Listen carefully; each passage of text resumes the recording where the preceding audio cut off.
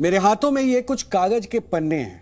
हो सकता है आप यही सोच रहे होंगे, लेकिन ये दरअसल मेरे हाथ में वो साक्ष्य हैं जो उस झूठ को बेनकाब करेंगे जिसे आज तक हमें बताया गया, जिसे आज तक हमें यह बता के बार बार एहसास जताया गया कि शायद हमें बाबा बर्फानी के दर्शन इन्हीं पन्नों की वजह से नहीं, दरअसल उस गडेरिये की वजह से हो पाया जिसने उस 1850 में इस गुफा को ढूंढा था। इस सच को, इस साक्ष्य को मैं आपके बीच में रखूंगा और इसे मैं आपको वाकई बता रहा हूं, जोड़ूंगा भी। लेकिन उससे पहले मैं कुछ बातें आपको और बताना चाहता हूं।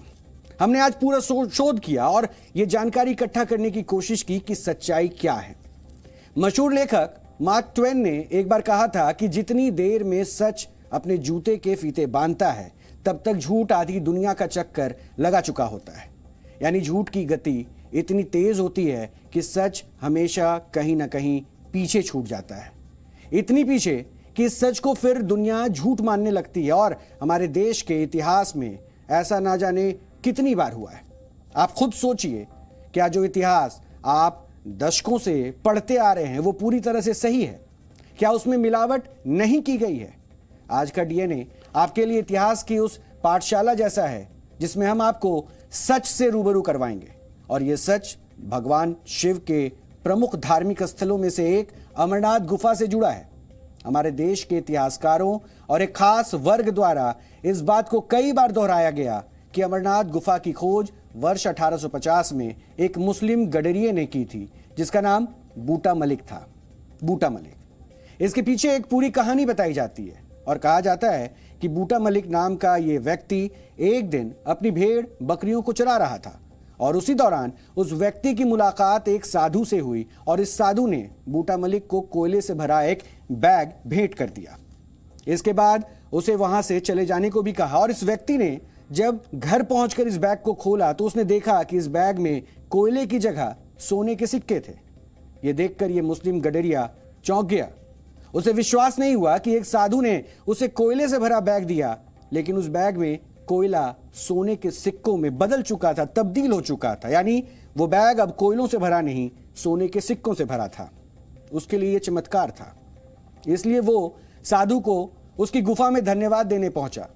लेकिन कहा जाता है कि इस गुफा में उसे वो साधु तो नहीं मिला, लेकिन जब इस व्यक्ति ने गुफा के अंदर प्रवेश किया तो वहां बर्फ से बना सफेद शिवलिंग किसी सोने की तरह चमकता हुआ उसे नजर आया और उसने ये बात वापस लौटकर गांव के लोगों को बताई और दावा है कि इस तरह वर्ष 1850 में अमरनाथ गुफा की खोज हुई। यानी उस वक्त बाबा बर्फानी के बारे में लोगों को जानकारी मिली, यानी महादेव के पास पहुंचने का रास्ता फिर लोगों को पता चला। यानी ये कहानी इस बात को स्थापित करती है कि हिंदुओं की आस्था के केंद्र अमरनाथ गुफा को और बाबा बर्फानी की खोज एक मुस्लिम गडेरिये ने की थी और इसलिए हिंदुओं को इस मुस्लिम गडेरिये का एहसान मानना चाहिए। अमरनाथ गुफा से जुड़ा ये वो सच है जो दशकों से हमें और आपको बताया गया। हमें यही बताया गया कि यही सच्चाई है कि उस मुस्लिम गडेरिये ने ही बाबा बर्फानी को हमारे बीच में खोज निकाला था। और इस घटना को हमारे देश के कई इतिहासकारों ने भी मान्यता दे दी। लेकिन क्या अमरनाथ गुफा का यही सच असली सच है?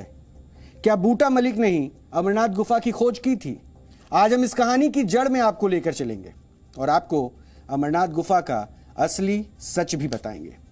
अगर आप इस मुहिम में हमारा समर्थन करना चाहते हैं तो आप #अमरनाथ का सच पर ट्वीट कर सकते हैं और इस सच को झूठ के खिलाफ जो है एक नई गति दे सकते हैं।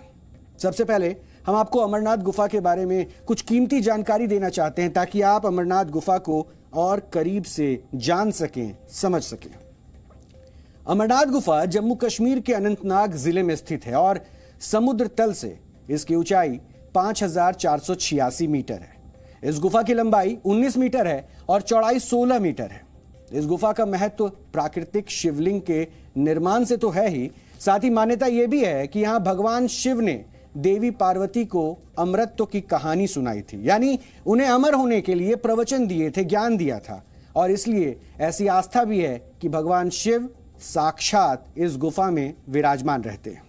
और इस गुफा में स्थित पार्वती पीठ 51 शक्ति पीठों में से एक है और ऐसी भी मान्यता है कि यहाँ भगवती सती का कंठ का हिस्सा गिरा था, इसलिए इसे शक्तिपीठ के तौर पर भी हिंदू लोगों के बीच में बताया जाता है, इसकी जानकारी साझा की जाती है। वैसे पौराणिक कथाओं के अनुसार भगवान शिव ने इस गुफा तक पहुंचने के लिए जो मार्ग यानी कि वो रास्ता लिया, उसमें पहला पड़ाव पहलगाम था। उन्होंने पहले इस स्थान पर अपने वाहन यानी नंदी को छोड़ दिया, इसलिए इस जगह को पहलगाम कहा गया और यह जगह श्रीनगर से लगभग 90 किलोमीटर दूर है। पहलगाम के बाद इस गुफा के रास्ते में दूसरा मार्ग आता है चंदनबाड़ी, और मान्यता यह है कि भगवान शिव ने यहां अपने सिर से चंद्रमा का परित्याग किया था और फिर चंद्रमा ने लौटने के लिए भगवान शिव का इंतजार किया, इसलिए इस जगह को चंदनबाड़ी कहा गया। और चंदनबाड़ी से थोड़ा आगे फिर पिस्सू टॉप है। कहा यह जाता है कि अमरनाथ के दर्शन के लिए देवताओं और राक्षसों के बीच एक बड़ी लड़ाई हुई थी और उस समय भगवान शिव की सहायता से देवों ने राक्षसों को हरा दिया था और राक्षसों के मृत शरीर से एक पहाड़ का गठन किया गया। और यह भी कहा जाता है कि तभी से इस जगह को पिस्सू टॉप के नाम से भी जाना जाता है। और पिस्सू टॉप के बाद अगला स्थान आता है शेषनाग।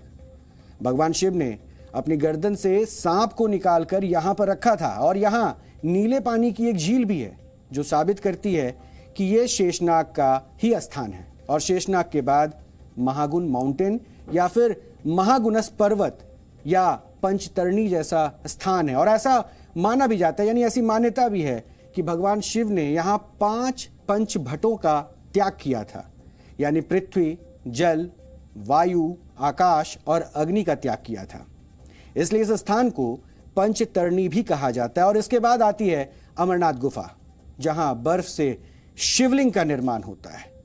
हालांकि ये पूरी की पूरी जो यात्रा है उसके बारे में हमने पूरी जानकारी आपको दी, लेकिन इस यात्रा को लेकर जितना श्रद्धालुओं में उत्साह देखने को मिलता है, इसके बारे में भी थोड़ी सी जानकारी हम चाहते हैं कि आपसे साझा करें, क्योंकि वर्ष 2020 और 2021 में कोविड की वजह से अमरनाथ यात्रा पर रोक रही थी, और लेकिन इस स्थान पर हमेशा से लाखों हिंदू श्रद्धालु आते रहे हैं।